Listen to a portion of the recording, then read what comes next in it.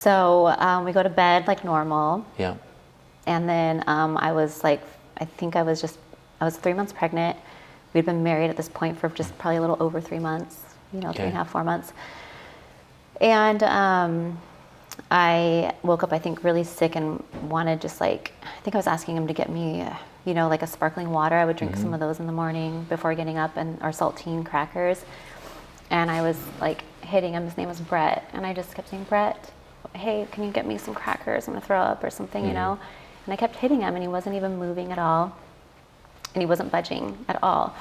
And I just was like, what's going on with him? And this is probably like 6, 7 in the morning.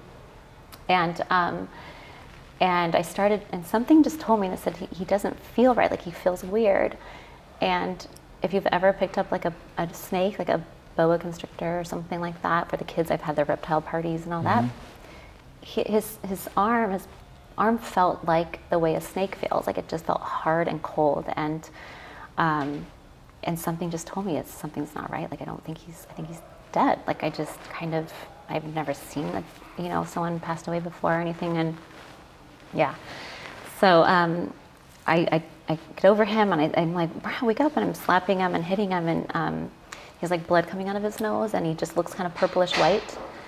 So I called 911, and they got there really quickly, I have to say, like within a few minutes. I heard the sirens, and they were there. And I called my parents, and Did they go right to work on him? Yeah, they got there, and right away they put him on the ground. And they started doing, and they had a lady come with, like, the police came too, and they had a woman, I think she's called like a grievance counselor. Okay. And they had her and the police take me separately. They didn't want me right there. Right. And then they came over, and they said that they were sorry, and that it had just been too long. So they said it'd probably been a couple hours. So one thing that haunts me is that I slept next to him, dead, for a couple hours, or that if I could have done something sooner or something, So so they came over and told me it had been too long. There's nothing they could do, and that's when the wall, everything started just spinning, and I just remember sitting on the couch, and by that time my sister-in-law had gotten there, my mom and dad had gotten there, I think someone from church, it's kind of blurry, some of his family and mine were there, and I couldn't even hear what they were saying or anything around me, and and then I went with my parents back to their house, and I just still didn't believe it was real for a long time.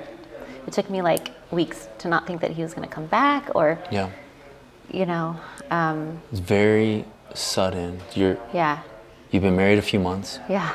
You've been pregnant a few months. Yeah. You're in sheer bliss, really. So excited for this new life. Yeah. Yeah. And then this happens. You wake up, your husband's dead. Yeah.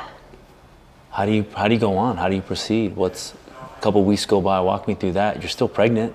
Like the game's still on, right? Like, yeah. How do you feel about that? How do you? That was the hardest thing, is I thought, I don't want to do this alone, That, and I went through stages of like grief and anger and sadness, because I felt abandoned. I felt like he left me. Yeah. He died of opiate poisoning. So he wasn't drinking and smoking. He was Mormon, but he had migraines, and the doctor prescribed it. But we went to court with the doctor over, wrongful death and things like that, the pharmaceutical company. Yeah. But basically, no one will ever know the truth. I mean, one day maybe, but right now, I think he might have been using too much, and there might have been some addiction there. Okay. But we don't know, and it might have just been the migraines. Maybe the doctor prescribed too much. We just don't know. But basically, opiate poisoning, his heart stopped, and it killed him. Yeah. And now I've got this baby coming into the world, my first one. I wanted to be a mom my whole life. Yeah. Did not picture it alone. Went to lamaze classes, and my parents went with me. staring at all the couples in lamaze class and looking around at them with the husband with his hand on the woman's back saying like, babe, you got this. And I'm looking at my mom and dad. And of course I'm grateful they're there. But I wanted my husband there.